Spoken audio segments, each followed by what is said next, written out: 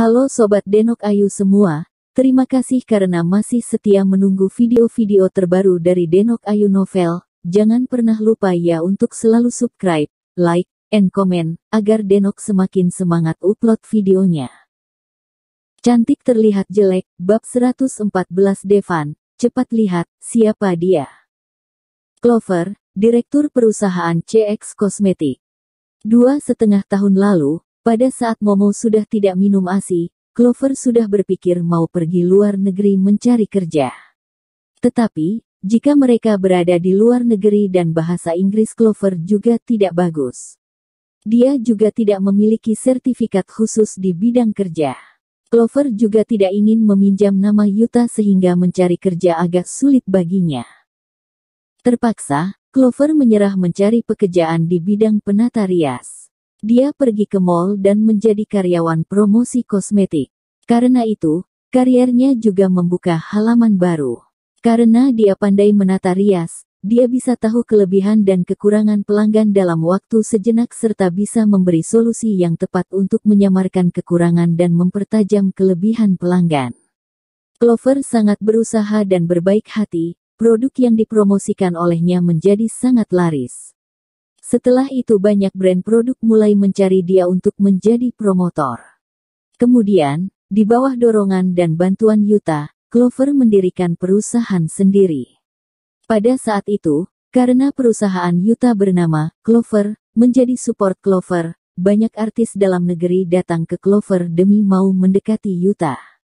Setelah mereka mulai mengenal dan mendalami teknik dan cara kerja Clover, para artis pun mengakui kualitas perusahaannya dan mulai membantu Clover untuk promosi perusahaannya.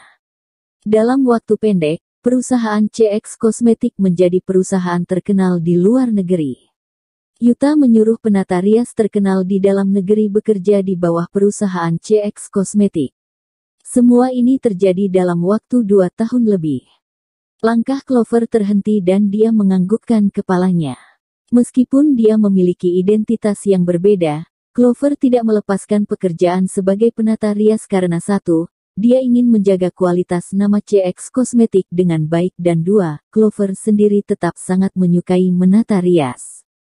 Hanya, sekarang Clover hanya bisa menata riasan 2 orang dalam 1 hari. Meskipun harganya mahal, tetapi orang yang membuking Clover sebagai penata rias sudah mengantri sampai beberapa bulan selanjutnya. Baik, aku sudah mengerti. Setelah menyelesaikan masalah kantor pada sore hari, Clover mengganti baju kerja. Supir perusahaan pun mengantar Clover ke lokasi acara. Karena Clover yang rendah diri, semua orang tahu bahwa CX Kosmetik memiliki seorang penata rias yang sangat luar biasa. Tetapi tidak banyak yang tahu bahwa penata rias yang luar biasa itu adalah direktur dan bos CX Kosmetik. Lokasi acara mengambil tempat di sebuah rumah mewah. Ada apa dengan perusahaan kalian ini? Aku sudah bayar begitu mahal dan kalian malah terlambat. Clover baru saja turun dari mobil dan dia sudah melihat seorang wanita Chinese berkata dengan wajah tidak senang setelah melihat mobil Clover datang. Menghadapi wanita di depannya, Clover melihat ke jam tangannya. Masih ada sisa 5 menit sebelum jam perjanjian. Clover tidak telat. Tetapi pelanggan selalu benar. Clover tidak mengatakan apa-apa dan mulai menyiapkan alat penata rias. Rambut keritingnya yang panjang dan rambut poninya disisir ke samping. Penampilan Clover menunjukkan sebuah wajah yang tidak memiliki kekurangan. Wanita yang berdiri di sampingnya berkata, seorang penata rias bisa begitu cantik. Apakah tekniknya masih bisa memiliki kualitas? Jangan-jangan kamu menata riasan dirimu menjadi cantik biar bisa masuk ke sini dan menggoda pria. Clover pura-pura tidak mendengarnya dan memasangkan wajah tidak berekspresi. Tetapi pelanggan itu jelas sudah tidak senang. Antara wanita sering ada iri hati. Seorang penata rias lebih cantik dari pelanggannya, tidak ada yang bisa menerima ini. Ketika Clover menata rias di perusahaan, dia akan memakai masker. Jadi, dia belum pernah menemukan situasi seperti ini. Pikir sampai sini, Clover mengeluarkan masker dari tasnya dan menutupi wajahnya yang cantik. Dia juga memakai kacamata hitam. Setelah itu, Clover mengikat rambutnya dengan sembarang pakai karet. Sekarang, kalau tidak diperhatikan, tidak ada yang bisa menyadari kecantikannya. Pada saat itu, ekspresi marah pelanggan itu baru agak melembut. Ya sudah, kamu ulang menata riasanku. Wajah wanita ini jelas pernah operasi lumayan banyak kali. Garis wajahnya terlihat sedikit kaku. Beberapa tahun ini, Clover sering menjumpai wajah seperti ini. Tetapi Clover jarang melihat wajah yang operasi sampai sebanyak kali ini. Tulang hidungnya sangat-sangat tipis. Gerakan tangan saat menata rias orang ini juga harus sangat lembut.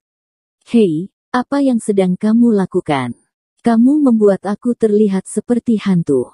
Wanita itu melihat kaca dan mulai berteriak. Dalam waktu sejenak, semua orang melihat ke arahnya. Clover berdiri di tempat dan menundukkan kepalanya. Wanita ini jelas operasi berlebihan sehingga dia harus menata riasan yang sangat tebal untuk menutupinya.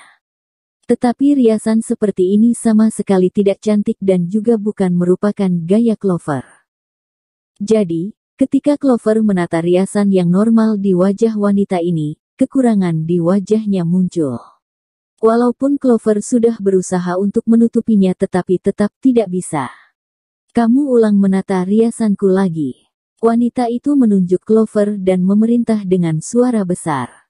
Clover mengambil alat riasnya dan ulang menata riasan wanita itu. Tetapi wanita itu jelas sudah tidak senang. Ketika Clover sudah mengikuti permintaan dia dan ulang menata riasannya, wanita itu teriak dan mendorong Clover ke lantai. Masker di wajahnya pun jatuh ke lantai. Apa yang sedang kamu lakukan?